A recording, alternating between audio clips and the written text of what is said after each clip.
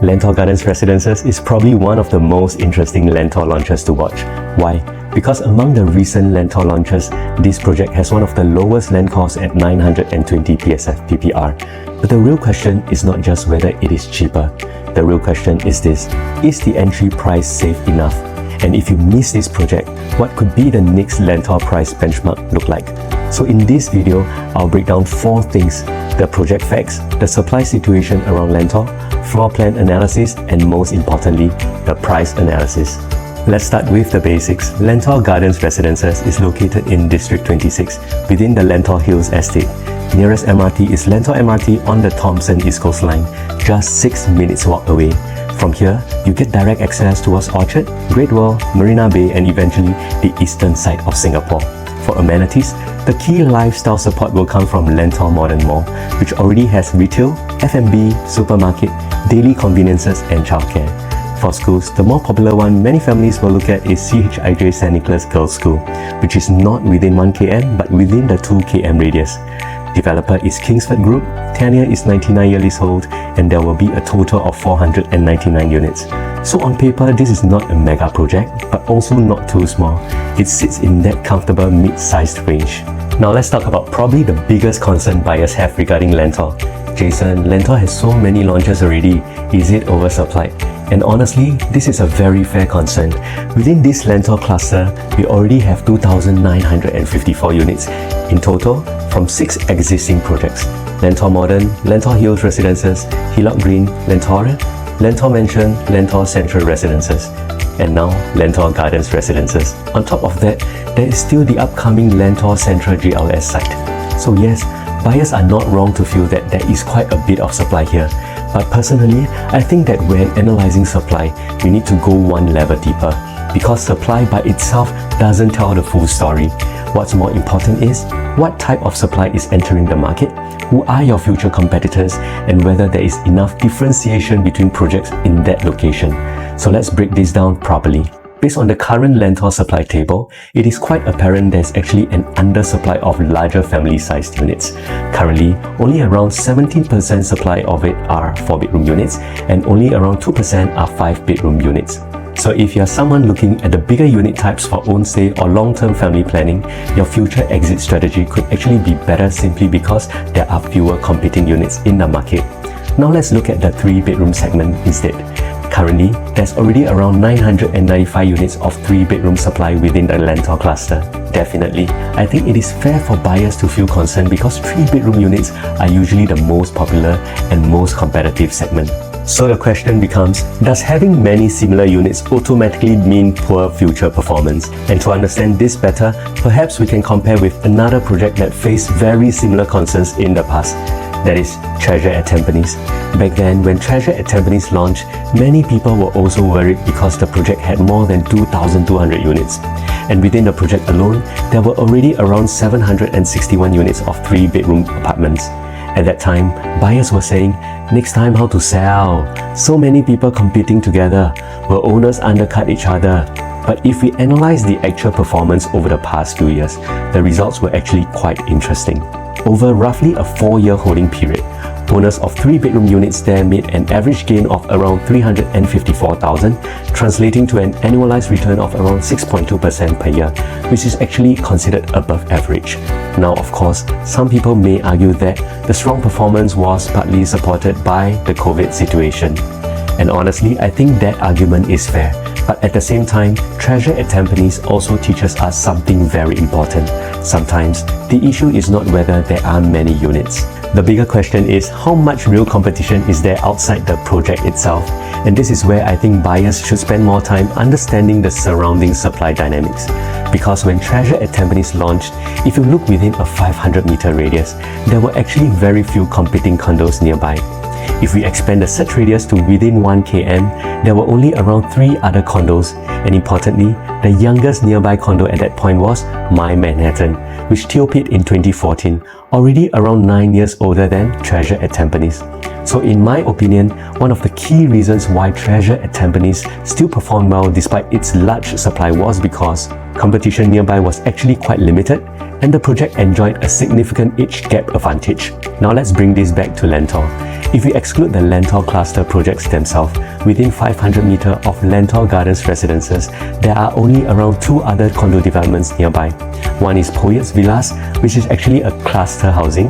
The other is Thompson Grove, built back in 1984 with only 116 units. Now, if we expand the search radius to within 1 km, the number of resale condos increases to around 11 projects. But here's the interesting part. The youngest resale projects nearby are Meadows at Pierce, TOP in 2012, and the Panorama TOP in 2019. Aside from Panorama being one of the closer modern competitors, most of the surrounding condos are actually significantly older, which means Lentor Modern, being the first Lentor integrated project, is already around 14 years younger than many nearby resale condos. And personally, I think this age gap advantage could become one of the biggest long-term demand drivers for the entire Lentor cluster. Because in future, when buyers search within this area, they may compare an older resale condo without MRT convenience versus a newer Lentor project within walking distance to MRT and more. And this is important because many of the resale condos within 1 km currently do not enjoy both MRT and more connectivity together. So in my opinion, despite the large number of units in Lentor, demand could still remain relatively healthy in future because of 3 key factors: walking distance to MRT, integrated retail and amenities, and proximity to schools. So personally, I don't think the discussion should simply be, is Lentor oversupplied? I think the better question is, compared to what alternatives nearby and with what advantages? Because sometimes, what matters more is not the number of units, but whether buyers in future still see the Lentor cluster as the best option within the area.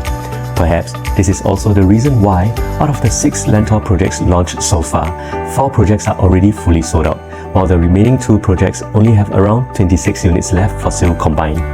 And honestly, I don't think that happens by coincidence. Because if buyers truly felt the Lentor area had no demand or too much competition, we probably wouldn't see such strong absorption across so many projects within such a short period of time. So perhaps what's happening here is this: buyers who genuinely want to stay in this area are already comparing the newer Lentor condos against the surrounding resale condos nearby. And when they compare things like age of the project, MRT, connectivity, more convenience, facilities, and overall livability, many may simply feel the newer Lentor projects make more sense as a long-term purchase. Which again brings us back to an important point. Sometimes buyers focus too much on whether there are many units, but future buyers may instead focus on what is the best product available within this location and budget. Now let's take a look at the unit mix, because personally, I think this tells us quite a lot about the type of buyers the developer is targeting. Lentor Gardens Residences actually has a very healthy unit mix. The project only consists of 2-bedroom, 3-bedroom, 4-bedroom, and strata terrace houses.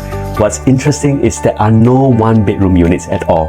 And personally, I think this is quite an important point, because typically, projects with a large number of smaller investor-focused units like 1 or 2 bedders tend to attract a very different buyer profile compared to projects mainly designed for homeowners and families. But for Lentor Gardens Residences, the overall positioning feels much more geared towards genuine own-stay buyers, which also means that when owners eventually sell in future, their main target audience will still likely be homeowners rather than purely investors. And historically speaking, projects with a healthier proportion of largest family-size units, especially projects where 50% or more of the supply consists of 3- and 4-bedroom units, tend to perform a little better in terms of long-term capital appreciation. Why? Because homeowner-driven projects usually create a more stable resale environment.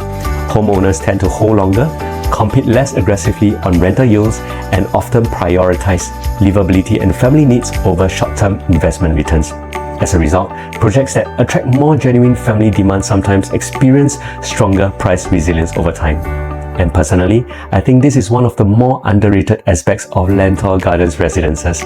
Because when you look at the unit mix together with the MRT, mall, and school connectivity, it increasingly feels like a project designed for long-term family living rather than short-term speculation.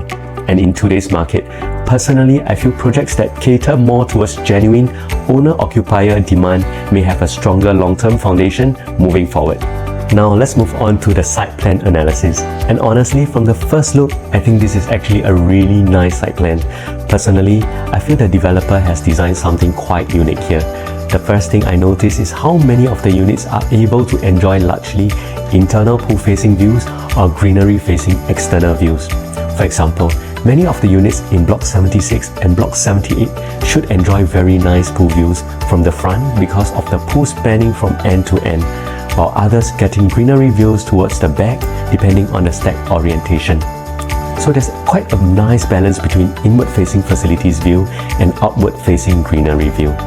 Now for buyers looking at Block 74, I think one important thing to take note of is the surrounding building height.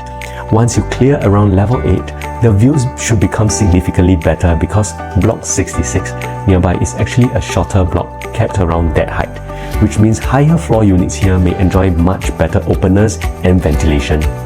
Another thing I personally like is how the developer positioned the bin center and the substation. Instead of placing them directly in front of residential stacks, they are tucked away nicely into one corner of the development. So based on the current site plan, there shouldn't really be any units directly facing the bin center or substation, which is definitely a positive point from a livability perspective. Overall, I think the site planning here feels quite thoughtful. The orientation, spacing, and stack positioning seem to have been designed with actual livability in mind rather than just maximizing unit count. And honestly, for projects where buyers are mainly own-stay families, these details matter quite a lot because this is something you experience every single day after moving in. Now let's move on to the layouts, and frankly speaking, after studying the floor plans, I think this project actually has very good layouts overall. The first thing that stood out to me immediately is this. All the 2-bedroom units are dumbbell layouts. Personally, I think this is a very important point. Because dumbbell layouts are usually much more space efficient, you minimize wasted corridor space, bedrooms are separated for privacy, and overall livability tends to feel better. Another interesting thing is this project doesn't even have 1-bedroom units. In fact, the smallest unit type here is a 2-bed 2-bath. Now, for the 2-bedroom layouts, except for the 646 square feet layout, which comes with an open kitchen concept, the rest actually feature semi-enclosed kitchens. Personally, I think this is a very good decision because many homeowners still prefer some form of kitchen separation, especially for actual daily cooking. Another thing I like is the variety of configurations available. There are 2-bedroom layouts with study area or storeroom, so buyers actually have a good range of choices depending on their own lifestyle needs. Now moving on to the 3-bedroom layouts. 3-bedroom unit here is actually a 3+ study at only 936 square feet, and honestly I think this could become one of the more popular layouts in the project. Why? Because the study area creates flexibility. Some buyers may use it as a study space, some may use it as a storage, some may even convert it into a helper's area. And despite the compact size, all the bedrooms can still comfortably fit in queen-size beds. What's good to take note is this. The 936 square feet size is after excluding the aircon ledges. So the internal efficiency is actually really good. And because of the smaller overall floor size, it could potentially allow the developer to price this layout at a much more affordable quantum despite being beside MRT and more amenities. The next layout I think many buyers may pay attention to is the 969 square feet 3+ study plus store layout. Very similar concept, efficient size, good functionality, affordable family size quantum. I think these are the kind of layouts many HDB upgraders may naturally gravitate towards. Then for buyers who prefer more traditional layouts without study spaces, there are also the 1001 and 1012 square feet 3-bedroom premium layouts. These are the more conventional family style layouts with larger living areas and straightforward configuration. Now moving on to the 4-bedroom units. The 4-bedroom compact comes in at 1184 square feet. One thing I think is quite worth mentioning is the walk-in wardrobe within the master bedroom, which gives it a more premium own-stay feel. But personally, I think the standout family layout could be the 1356 square feet 4-bedroom premium. The reason is because of the wide landscape living layout combined with the double-side walk-in wardrobe concept. Wide frontage layouts usually feel much more luxurious because of the brighter living space and wider balcony frontage. Finally, one very interesting thing about this project is actually the terrace houses. There are only 3 terrace houses here, but what's unique is this: they come with 5 bedrooms while being only around 1496 square feet. And honestly, this could translate into a relatively affordable entry quantum for buyers who want some form of landed style living experience without paying traditional landed housing prices. So overall, when I look at the layouts in this project, my main takeaway is this: the layouts feel very efficient and practical. And because the sizes are kept relatively efficient, instead of overly large, it creates the possibility for the developer to maintain much more attractive and affordable price quantums. And in today's market, personally, I think quantum management matters even more than PSF, because ultimately, buyers purchase based on affordability first. Now let's go into the most important part, price. Based on the latest average new launch pricing, OCR is around 2264 PSF, RCR is around 2772 PSF, CCR is around 3089 PSF. This is the part I think many buyers should pay attention to. Let's look at the land cost in Lentor. Lentor Modern land cost 1204 PSF PPR, average selling price around 2002. Lentor Hills Residences 1060 PSF, average selling price 2080 PSF. Hillock Green land cost 1108 PSF, average selling price around 2108 PSF. Lentoria land cost 1130 PSF, average selling price around 2120 PSF. Lentor Mansion land cost 985, average selling price around 2291 PSF. Lentor Central Residences 982 PSF, average selling price around 2200 PSF. Now, Lentor Gardens Residences land cost is only 920 PSF PPR. So naturally, buyers will ask, if previous Lentor projects with higher land costs were already selling around 2001 to 2003 PSF, then what should Lentor Gardens be priced at? This is why this project is interesting, because the lower land cost gives the developer more flexibility to price the project attractively. However, with most of the Lentor inventory already sold out, I don't think the pricing will be significantly lowered purely due to land cost. Instead, it is likely to be priced competitively within the 2002 to 2004 PSF range, which aligns with current market average PSF for the new OCR launches. Around Lentor, the older resale condos like Bullion Park, Seasons Park, the Cal Rose, Castle Green, and Thompson Grove are generally older and bigger in size. So if you compare purely by PSF, of course the older resale projects may look much cheaper. But the real comparison is this: will future buyers pay more for a newer condo nearer to MRT with modern facilities and better convenience? For the newer Lentor projects, many were launched or transacted around the average of 2000 to 2003 PSF range. So if Lentor Gardens comes in at an attractive price point, it may have a pricing advantage. But if it launches too close to the higher end of the current Lentor resale or sub-sale market, then buyers need to be more selective. Now let's do a quick estimated price quantum analysis. And personally, I think this is actually one of the most important things buyers should focus on. Because sometimes buyers become too fixated on PSF, but in reality, most buyers purchase based on overall affordability and monthly commitment. So the quantum matters a lot.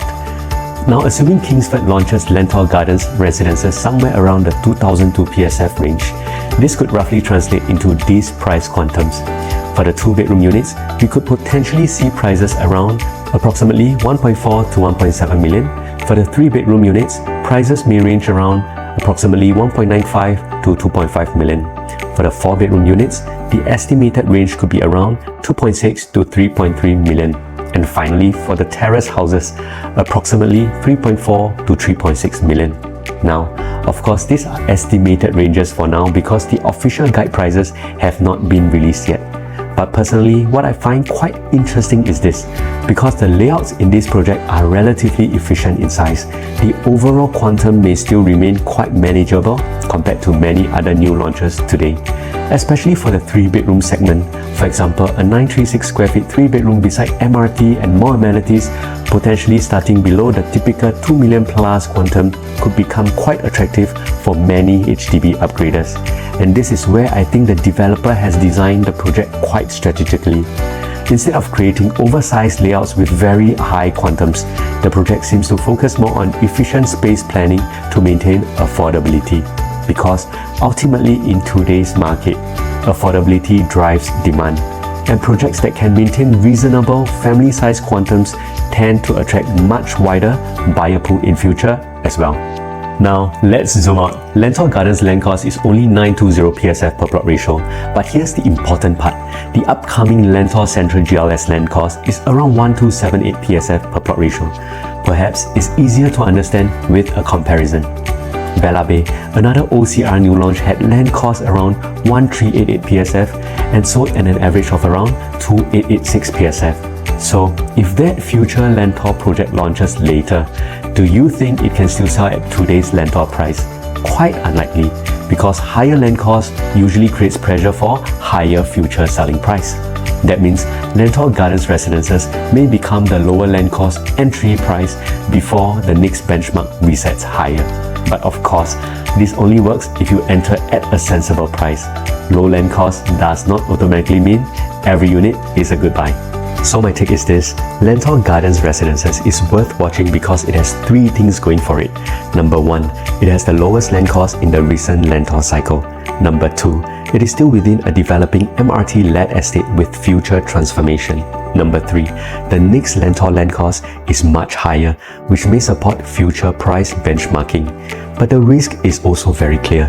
There's already quite a bit of supply in Lentor, so buyers cannot just buy blindly because it is cheap.